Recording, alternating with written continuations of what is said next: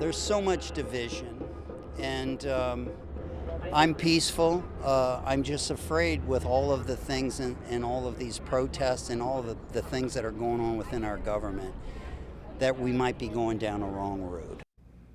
Things are simmering out there at Saturday's No Kings protest drew thousands of people to the streets of downtown Las Vegas. And while it was mostly peaceful, it wasn't entirely uneventful. As you can see in this video running behind us, News 3 cameras caught this man being arrested. What caused it still up for speculation as we dig for answers tonight. Glad you're with us here at 6. I'm Jim Snyder. And I'm Latoya Silman. Police say they arrested the man after he pulled a knife, and News 3 spoke with the person in the video and the armed citizen who attempted to detain the knife wielder.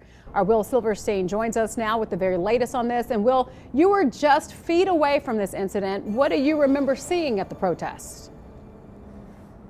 Well, Latoya, was such a blur here because actually we were going to the middle of the street, middle of that intersection to watch another arrest take place. Then we came back to right around this point over here. We're actually going to take you over to exactly just where we were, which is between those two handicap placards, as you can see there. That's where we were. And then further down that way near the entrance of the motel, that's where this scene took place. Now, we really wanted to take a look and see just what qualifies as a citizen's arrest. For that, we spoke with an attorney. But first, we want to warn you, the scenes that you're about to see may be a bit graphic.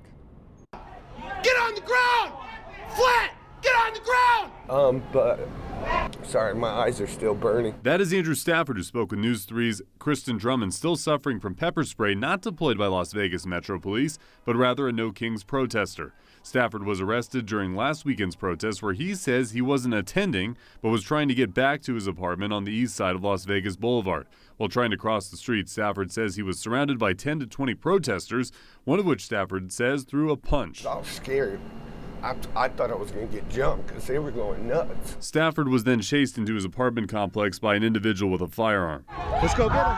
Come on. I followed him across the street, and I drew on him my firearm, and I tried to apprehend him before he hurt someone. This person, who has decided not to give us their real name, says Stafford's story is not entirely true. He says Stafford was actually the instigator. I pulled out a knife to defend myself, you know. He immediately turns around and pulls out a concealed weapon from a concealed position, pulls out a knife and presents it. And I pepper spray him instantly because I see him grabbing a weapon. He acted like he was going to hit me. You can affect a citizen's arrest if you see a misdemeanor happen, or if a felony happens and you know that the person you're going after is the one who committed the felony. So brandishing a knife is a felony under Nevada laws. News 3 showed the streaming footage you have seen to former federal prosecutor Nima Rahmani. We asked the president of West Coast Trial Lawyers if he thought that response of pepper spray and brandishing of a firearm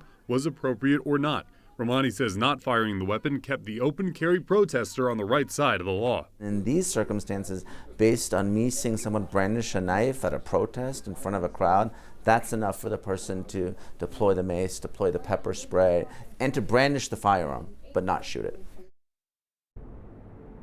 And for the record, that Stafford has been charged with assault with a deadly weapon for brandishing that knife, and he actually has a prior for the same charge in his past as well. Reporting from downtown Las Vegas, Will Silverstein, News 3. All right, thanks so much for breaking that all down for us, Will.